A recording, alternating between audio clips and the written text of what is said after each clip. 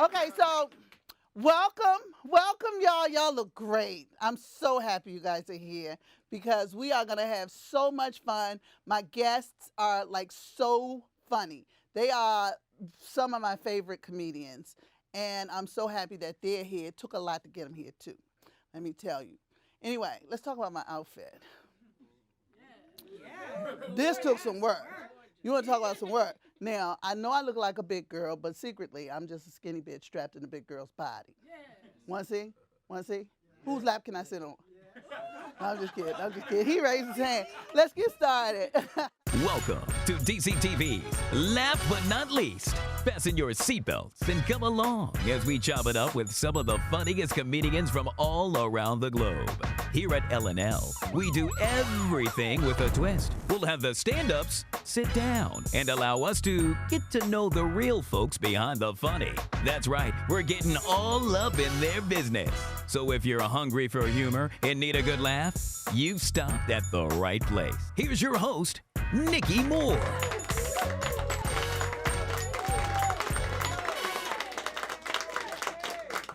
Hey, everybody. Thanks for joining us. Y'all ready to have a good time? Yeah. Good, because we're going to have a great time. We got some wonderful guests, and I'm so excited to tell you about what's in store. Take a look at our first guest. Paris Sashay, a Washington, D.C. native, is frank and fearless in her routines, tackling topics that range from the mundane to controversial with style, wit, and intelligence. It was in 2011 when Paris first hit the stage that she immediately fell in love with the art of making people laugh. At 24, Paris is one of the hardest working female comedians on the scene and currently makes the stage her home. Traveling all across the world, from D.C., L.A., Atlanta, Houston, and more, Paris Sashay is a name you will be seeing in light soon. She has built her reputation as a comedian from scratch and has been making a small yet significant dent in the entertainment scene thus far. Please welcome Paris Sashay.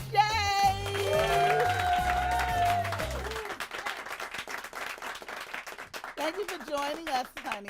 Thank you for having me. Okay, so here's our second guest. Born from the streets of Long Beach, California, Scruncho's unique brand of comedy and his relentless drive inspired Vibe magazine to dub him King of the Underground.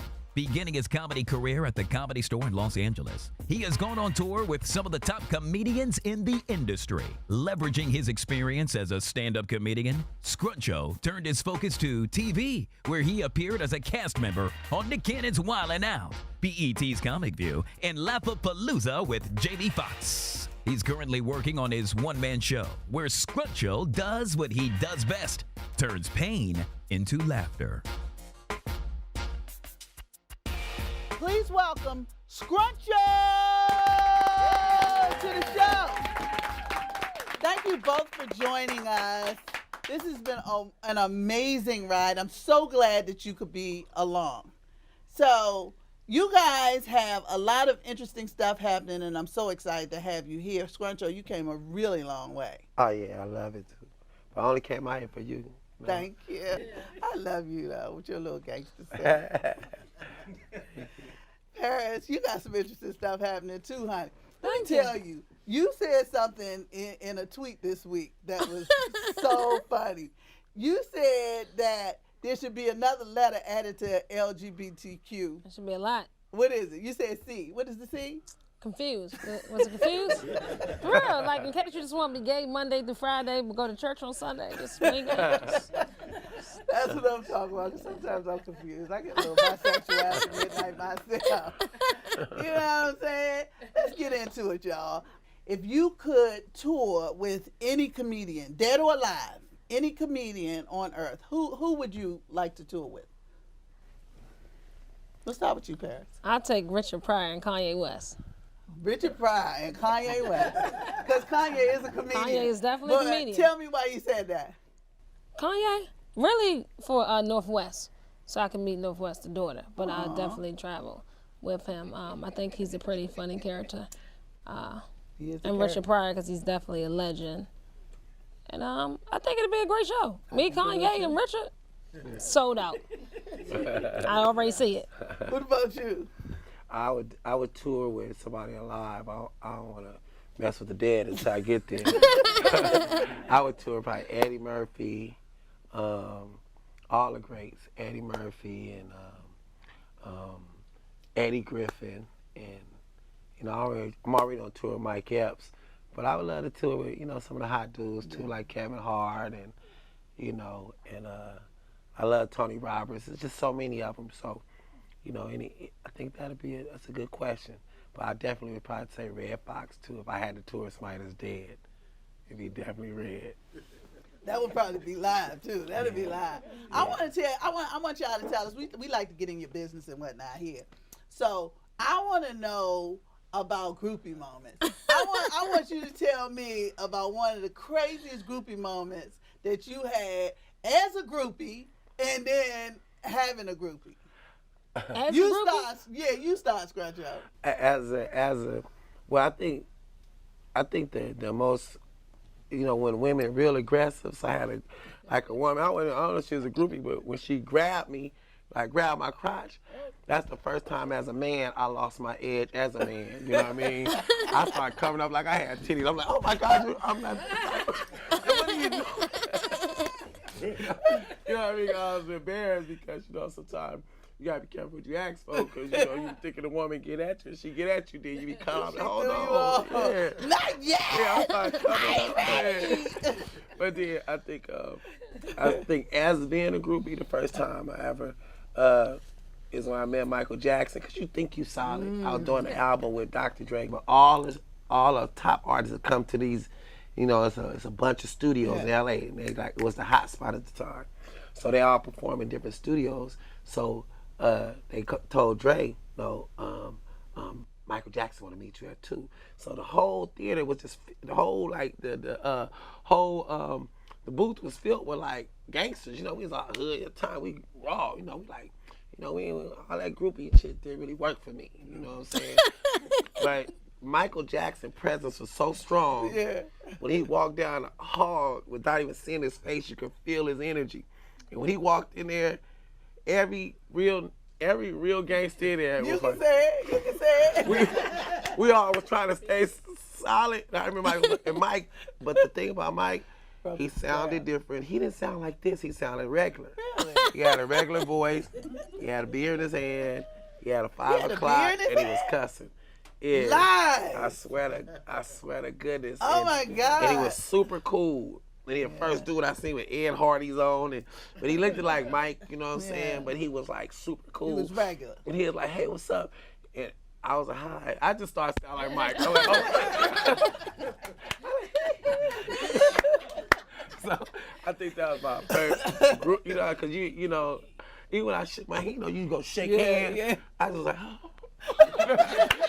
I even lost my edge, so I think they're my two biggest group. Oh man, oh, that's amazing. Hilarious. What about you, Paris? My groupie moment, it might have been when I went to see Beyonce. I cried. Oh, I cried. You cried? I cried because she didn't sweat for 2 hours, but she performed for 2 hours straight, and I was like, you can do that?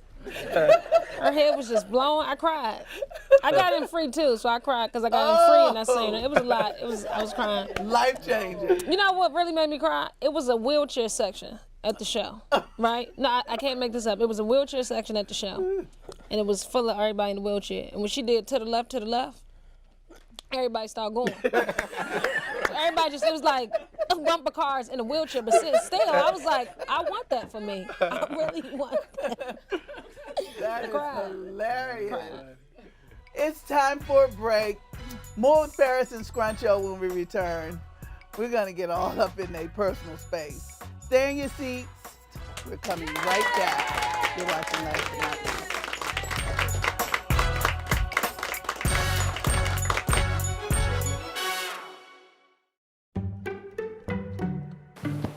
Testing. Why did the girl ask the mushroom to dance? Because he was a fun guy.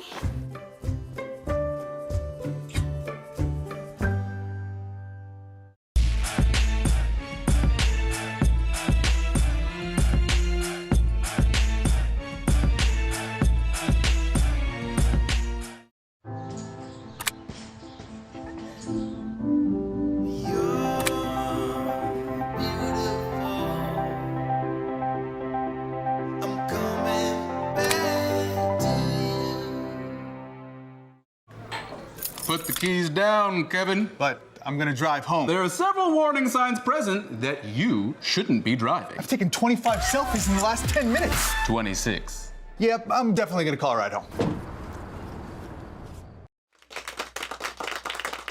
Okay, welcome back to Last But Not Least. I'm here with Scruncho in Paris. Yes. Let's get to know the real folks behind the funny, shall we? Yes. Scruncho, I saw you when I saw you perform for the first time. I was I was laughing so hard because you like talk about in your story, your comedy is play on your real life. Right. You talk about being a gangster and a thug, and the first time your daughter saw you in a suit, and tell us about that. Oh, first time she ever seen me in a suit, she just started crying, and I didn't understand what was wrong with her. And I said, what's wrong? And she said, Daddy, you finna go to court. But at that point, even when I did comedy, my life was, I didn't do comedy to be, it was part of my hustle. So I always put my mentality over my gift, because you really don't know a gift if it ain't breaking bread, you know what I mean? So I trusted in my hustle. And then I remember after I did Comic View, and I thought they was gonna pay me $5,000, but they only paid me $150. I'm like, I'm done. I quit comedy, and I said I'm gonna do what I do best. But I didn't really know how the fame stuff worked. But I know my fame status. I know you got your A and B celebrities. I completely understand I'm somewhere around a J and K of entertainment. But it messed my hustle up, and I remember when I had to make a decision because I'm so mad. I said I got to get what I get. So I was in downtown Long Beach, on the corner of Ocean and Pine. I was getting ready to rob this Bank of America, right? So when I walked in, I'm not lying on this one. Right before I pulled out my gun, the cashier recognized me from BET. And she like, oh my God, I know you. You're my favorite comedian. And I'm like, bitch, not now, right? So at that point, that's when I knew I had to make a decision. Do I sign this autograph and go Hollywood? Or do I kill my #1 fan? Wow. But to this day, That's deep. But to this day, I wish I'd have killed that bitch. You stupid. That's deep. Yeah. That's deep. Talk about divine intervention. Yeah, that's what you want to call it. Yeah. What, she stopped buying tickets? Yeah, I was like, man. Paris. So speaking of that, has there ever been a day when you felt like you was gonna quit comedy, just give it up, forget it, I'm done? Yeah, a lot. A lot? Yeah. What's the most? I mean, because people, you know, they reward me like parachute on. I don't feel like that. So let me see the most. Most memorable. That's a lot. Maybe, matter of fact, when I went to Atlanta, and I had a feeling that I shouldn't have performed at this show because it was too black. It was like they was eating crabs and playing spades and shooting dice. And the stage was in the middle, and I was like, wow, why is this funny? It's like, I want some crabs, but I was like, I should just do it, because they was like, you should perform on any stage you get a chance. And when I went up there, I already knew in the beginning, I knew how it was gonna go. And I was like, I shouldn't do this. Maybe I should just shake hands and just be friendly, just to get them on my side. And I was like 30 seconds into a joke, and I just gave up on stage. Like, I felt like I was drowning. Like, I seen the shark coming, and I was like, I'm not gonna swim. I'm just gonna let him kill me, because there's no point. Right. And I went back to the hotel that night and stayed outside for 2 hours. Just talking to myself, because that's what I felt like was the only person I could talk to at that point. And my mother woke me up the next morning, because she knew how deep it was, gave me the at-home, what you call it, the at-home church service. She put the oil and the cross on my head. She was the pastor for the day. I didn't trust her, because I was like, how you just turned into a pastor and you was my mother yesterday? But I kept going. So and that was 2 years in, so now it was 5, and I feel like it's working out. It's coming along. Okay. That's the best part of comedy, though. Is like, people don't understand, when you bomb, it's your greatest gift as a comedian, because that's when you grow. Because if everybody didn't bomb, everybody be comics. Right. So it's when you bomb, that's when you get all your, that's when you really get tighter. So you should just embrace all your losses, because every comedian at every level no matter how big they are, how great they are, we all bomb. Yeah, definitely. I look It's back just on it a now, I game. feel good. But at that moment, my ankles. Yeah. My That's ankles. why I'm here. I bombed. No. So you had something happen that was very inspirational and, you know, kind of heartfelt. You called it the Teeth and Titties Tour. But what prompted that? The altercation when I was leaving the club, a guy shoved me from the back, flew forward, smacked the concrete, broke my 2 front teeth, had a concussion, broke my nose, and I was bruised up. Now at the moment, because I still try to find funny in everything, so I didn't know I was that cute to the point that if I turned somebody down, they would get mad. Like that day I realized how cute I was, and I was like, oh, this is a thing. So when I went to the hospital, I had a gay doctor, and he came in the room and he was like, your nose is broke.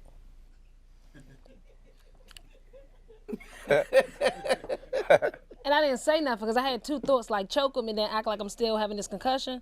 Because if I pass right back out, he won't even know that I did it because I really heard what he said. Or just sit and wait for more news. So I waited.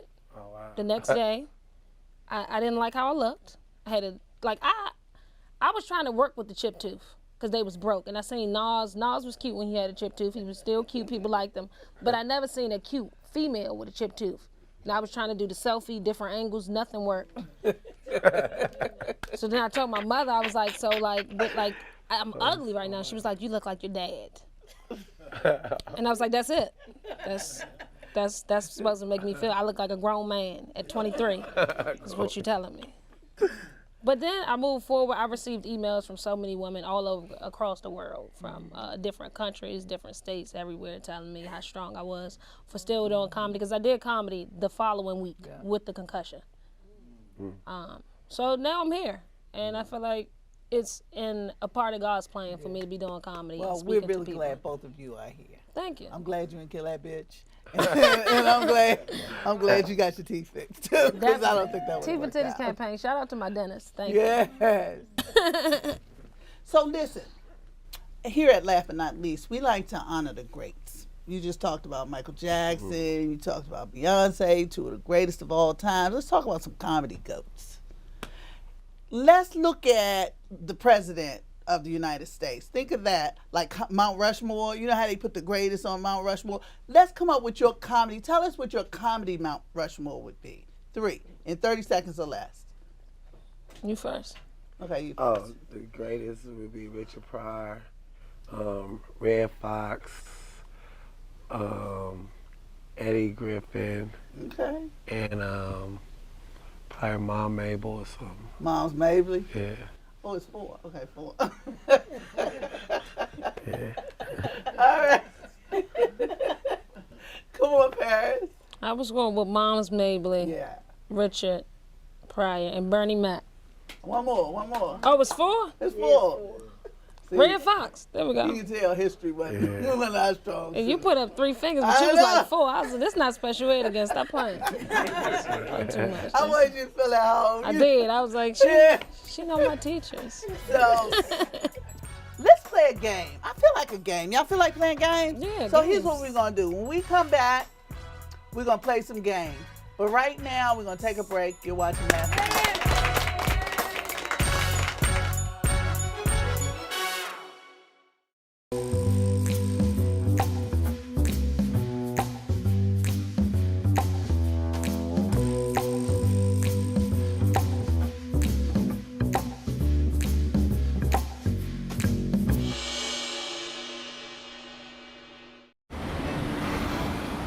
Hey, let's check out this park. Oh, wow, that's really cool. To find a great local park or forest near you, go to discovertheforest.org.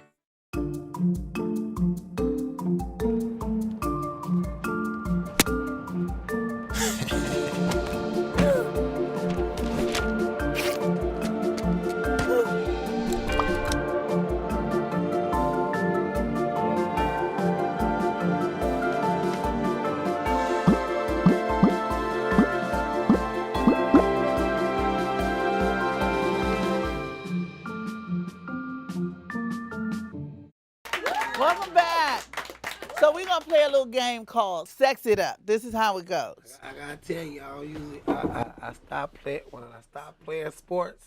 I stop playing games. Okay. But because games be getting people knocked out, and especially grown This men. game ain't gonna get But you this knocked is all out. women. This game might get you knocked up. Oh, well, okay. But here's what's gonna happen. This is how it goes, right? So we're gonna cue a little music, and we're gonna give you. We're gonna let you pick an inanimate object, any inanimate object. You don't even have to do it. Close your eyes, stick your hand in the bag, and pick one. And then I want you to make that object sexy. Show us your best sexy, okay? We need your improvisational skills. This is a test. Okay. We're gonna see what you got. Y'all ready? Y'all ready? Are we ready? All right. All right. Pick one. Let's pick one. This one. Okay. Go ahead. Oh! Make it sexy. Damn, Yoda. What's wrong with you? Girl, I didn't know you was gonna look like this. I'm not gonna judge on your looks. Your eyes look amazing. Are these balls, nigga? Oh, no, just double check it, okay? But I just want you to know something. This might not work between us. But I got a brother that digs the hell out of you. What would you start on? You on Star Trek or some shit? Yeah. I think she like you. Good job! I'm convinced you wanted to have Yoda. Okay, you go, Paris. You pick something, okay? We're gonna shake this shit up. I don't know what the hell they got in here, but there's some things in the bottom too. Pick some. Let's go all the way to the bottom. Go all the way to the bottom. Started from the bottom, now we here. Yeah! It's not safe. It's not safe for sexy. I mean, it say you kill germs in 15 seconds. So the most you can do is just not use a condom and kill germs in 15 seconds. 99.99% of germs. I think we can germ-X it up. Germ-X it up? Germ-X it up. Okay. I'm going. Okay, here last but not least, we like to keep our ears to these streets. So I went out and I talked to some of the smartest people in our community. You won't believe what they had to say. Take a look. Hey, it's your girl Nikki Moore, and I'm out here. Guess where I am? I'm in these streets. Yes, I am, because that's what I do. I like to keep my ears. Me and Lester, we want to keep our ears to these streets. So Lester's going to go find us some people. And when he comes back, we're going to have a lot of stuff to talk about. Back in a minute. I'm Nikki Moore, and this is Last But Not Least. You're the best. We love Lester. We out here in these streets because that's what we do. If there was a kangaroo on the subway and you was riding the train, would you sit next to it? That's a weird question. Kangaroo, first of all, how you even get on the subway? How you get a pass? Listen, Did he hop the turnstile? I want to know. Well, a kangaroo probably would ride the subway because it could easily jump over the turnstile.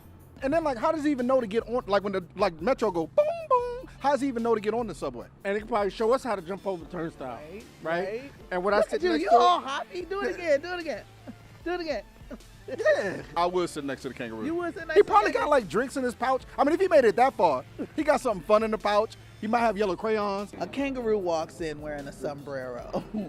First of all, what does he say? And where does he sit? Is it Cinco de Mayo? Oh gosh, he could be saying a lot of things. He could be saying get in my pouch. Or what's up, homie, get in my pouch. We out here in these streets because that's what we do. Hallelujah, holla back. I'm Nikki Moore, and this is Last But Not Least. What is a cell phone pet peeve of yours? Well, you're asking the wrong person because I'm always on my phone. I would probably say just listening to your music out in public? Ignore what's the environment. They ignore what's going on around them. Walking down the street God. on their phone, and then it's like, hey, Look, oh, check where'd you bump. come from? Wait, But where that were was you? actually kind of This fun. person, I know that's. Now it's kind of like people are doing that on purpose to get the chest bump. If we come to your house for dinner, what would you prepare? I would send out. You would send out. You know, I don't cook. I want to know how you feel about Crayola taking the color yellow out of rotation. You know what? I saw that on the news. Devastated. How you gonna take yellow? How you gonna take? No, what's the new color that they announced? I don't know. They still don't know what the color is? I don't think there is a new color. What about all the yellow people in the world? All I'm saying is, where you going walking down these DC streets?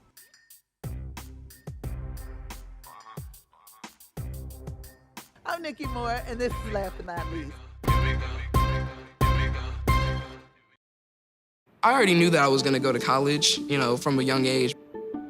I definitely want to major in political science, become the mayor or something, make the situation better for other people. My name is Justin, and I am your dividend.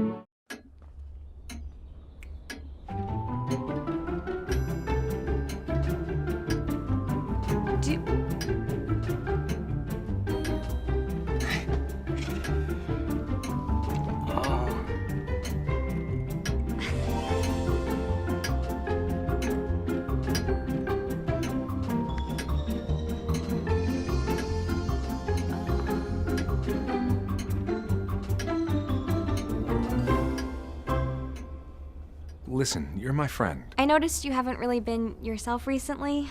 Yeah, I feel like something's up. How are you? Are you okay? Is there anything you want to talk about? I just want to know how you're feeling. And listen, even if you don't know what to say, I'm here to talk. No matter what you're going through, I just want you to know I'm here. I've got your back. When you want to talk, I'm here.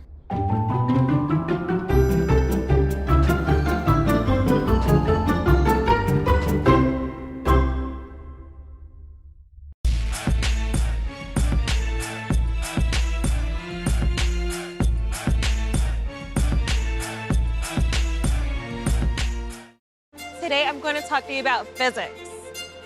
Come on in, girls. Let's go. This is the first rocket to get humans to Mars. Really tall. I'm a rocket structural engineer, designing and building parts of the rocket. You are the generation that will be stepping foot on Mars. Do I have a group of astronauts on my hands? Yes. You can become a rocket scientist or whatever else you want to be. Whenever we get together, there comes a time that I hate most in the show, and it's time to say goodnight. Let's thank our guest, Scruncho in Paris. Yes! Thank you for joining us, but most important, thank this amazing studio audience. You guys are amazing. Thank you for hanging out. I'm Nikki Moore, and that's a wrap. This has been another edition of Last But Not Least, where we bring you into the minds and lives of our favorite comedians. Make sure you check us out on Facebook, Instagram, and Twitter at Your DCTV, and also stream live on dctv.org. Remember, just when you think you've had enough, there's always room for more. See you later. Hallelujah, holla back.